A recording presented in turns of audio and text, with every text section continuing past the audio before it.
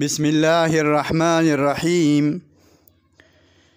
پیغمبر صلی الله علیه وسلم مبارک یو ورځ د ځان د پاره اس اغستو د سورلې د پاره پیغمبر علیه الصلاۃ والسلام یو باندې سره خبره وکړه.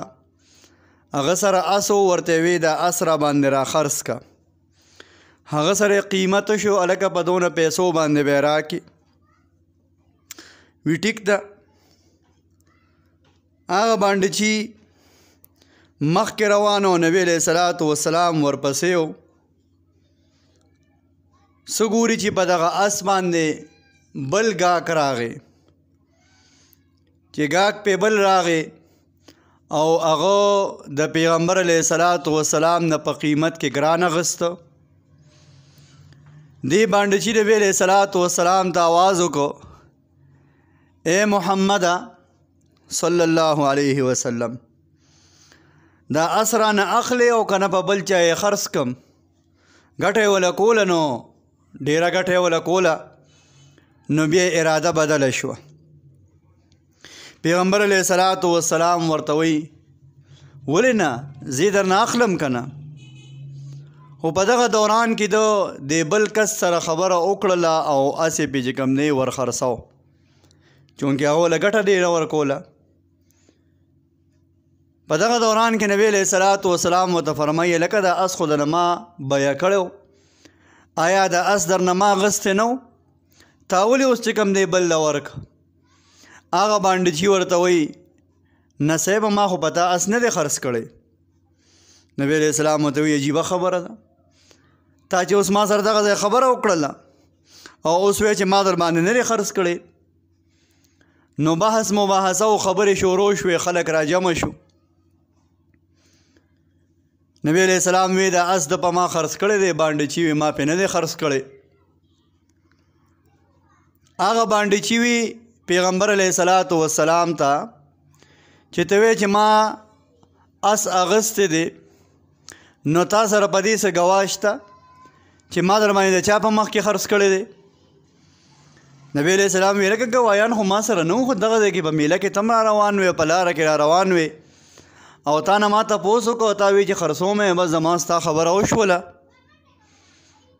په دې کې حضرت خزیمه رضی الله تعالی عنہ یو صحابي دی، هغه دې میدان ته او دې موقع له راغی. وی دا څه معامله ده، ځان یې په معامله باندې پوه کړ. پیغمبر علیه الصلاۃ والسلام او دغه باندې جي ته وایي وی زه ګواهي کوم د دې خبرې چې دی پیغمبر صلی الله علیه وسلم دا اس د دې باندې چې نه په قیمت او په بیه باندې اخیستی دی. نبی علیه الصلاۃ والسلام باندې چې ته مخ را دا صحابي ته مخ راواړو. خزیمه ته خو نه وي، ما او ده چې بیه کوله هغه ټایم کې خو ته موجود نه وي، ته څنګه ګواهي کې. خزیمه رضی الله تعالی عنہ ورته فرمایي حضرت په تاسو باندې د اسمان نه وحی راځي، موږ د هغې ګواهي کوو. تاسو د الله پیغمبر یې، موږ د هغې ګواهي کوو. لہذا زمونږ 100% یقین دی چې تاسو کومه خبره کوئ هغه بالکل دروغ نشي کېدی، هغه خبره ریشه ده. پیغمبر علیه الصلاۃ والسلام ډېر زیات خوشحاله شو او خزیمه ته یو اعزاز ورک. په تمام جهان کې او په تمام دنیا کې تر قیامته پورې نه چاته دا اعزاز مخکې ملو شوی او نه به ملو شي. په هره معامله کې خزیمه رضی الله تعالی عنہ نبی علیه السلام فرمایي چې دې ګواهي وکړي نو د دې سړي د یو کس ګواهي به د 2 کسانو د ګواهۍ برابري. د ده ګواهي به دومره چې کوم دی وثوق والی او دومره مضبوطه وي چې داسې به ګڼل کېږي چې لکه دا 2 کسانو ګواهي وکړله. په عام معامله کې موږ تاسو ګورو د 2 ګواهانو کېدل دا شرط دي، د 2 ګواهانو موجود کېدل شرط وي.